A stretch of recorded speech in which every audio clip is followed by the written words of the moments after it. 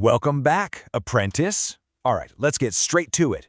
Today we are tackling your K10 mission for the Level 4 Marketing Executive Apprenticeship. Forget the boring stuff, okay? Think of this as a quest.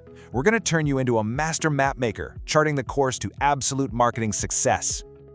Right, so you are the explorer here, and every great explorer needs a map, right? But here's the twist. You're not just reading a map someone else made. Nope, you're going to draw your very own, charting the terrain, figuring out the obstacles, and finding the quickest path to the treasure, which in our world is the customer. So are you ready to start this adventure? Let's do it. Okay, first things first. Part 1, mapping the marketing landscape. You see, before you can even think about what path to take, you've got to understand the world you're actually in. Makes sense, right? So, what is this marketing landscape? Well, it's not just some buzzword. It's the living, breathing, constantly changing world your company operates in. It's everything. It's what your competitors are up to, how your customers behave, the latest tech that could change the game, and even how the economy is doing. Getting a grip on this, well, it's not just an advantage, it's your secret weapon. Think of your map's legend. These are the 5 key features you need to chart. Market structure, who the big players are. Competitive forces, who's trying to eat your lunch. Consumer behaviors, what makes your customers tick. Technology, what's new and what's next. And the economy, the overall climate. Your mission is to analyze every single one of these for your own company. Once you've got those sketched out, you're ready for the next move. All right, you've surveyed the land, you've mapped the terrain, now it's time to actually choose your path. Let's talk about choosing your routes to market. Your routes to market are, quite literally, the paths you take to get your product or service into your customers' hands. But here's the key. The goal isn't just to get there, it's to find the most efficient route. You know, the one that's fastest, most profitable, and builds the best relationships. This one decision can shape your entire marketing strategy. It's a biggie. So here are some of the main roads you can take. You could go with a franchise model for super fast growth, but you do give up a bit of control. You could use distributors to get massive reach almost overnight, but your profit margins will take a hit. Or you could go direct with something like e-commerce and own that customer relationship completely. Each path has its own massive advantage, and that map you made, it's going to point you to the right one. Let's zoom in on a classic crossroads. Direct sales versus using distribution channels. Going direct gives you total control. You get that amazing direct line to your customer. But your reach is only as big as your own team.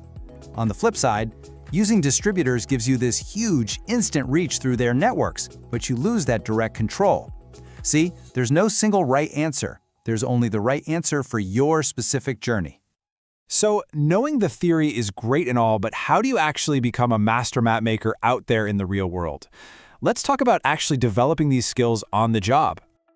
Here it is, your 5-step training plan to becoming a master. Step 1, understand your own company's landscape inside and out. 2, learn from others. See what routes they took. 3, analyze different what-if scenarios. 4, get your hands dirty and actually implement strategies. And finally, number 5, and this is crucial, evaluate and optimize using data. This isn't a one-and-done thing, it's a cycle of constant improvement. Ready for your first quest? A really simple one. Go to your manager and ask this one question. What are our current routes to market and why did we choose them? I'm serious. Their answer is going to be the first major landmark you place on your map. Go on, do it. Okay, you've drawn the map, you've chosen your route, you're on the journey. Now, how do you prove it? It's time to talk about evidencing your journey for your endpoint assessment, your EPA. Think of all the evidence you upload to APEM, your online portfolio, as your official explorer's logbook. This is where you document everything, your findings, your strategies, your justifications. It's how you prove not just what you know, but how you've actually used that knowledge in the real world. So, what kind of stuff goes in this logbook? Well, you've got options. It could be a full-blown route-to-market strategy document you've worked on, or maybe specific marketing campaign plans. Your market research reports are gold. Even a reflective case study where you analyze the situation works. This is basically your evidence checklist for APTM. Now, when you get to that endpoint assessment, the assessor is going to zero in on one powerful, single question. And it all boils down to this: why?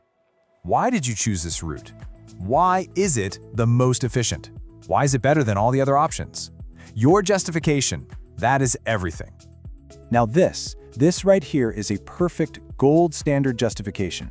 Let's break down why it's so good. First, It leads with evidence, based on our analysis. Second, it gets specific about the route and the audience. And third, it brilliantly compares it to another option to show you've really thought it through. This is exactly what you should be aiming for in your logbook entries. So there you have it. You have the map, you have the compass. The only question left is, what new territory are you going to explore first? Good luck out there, map maker.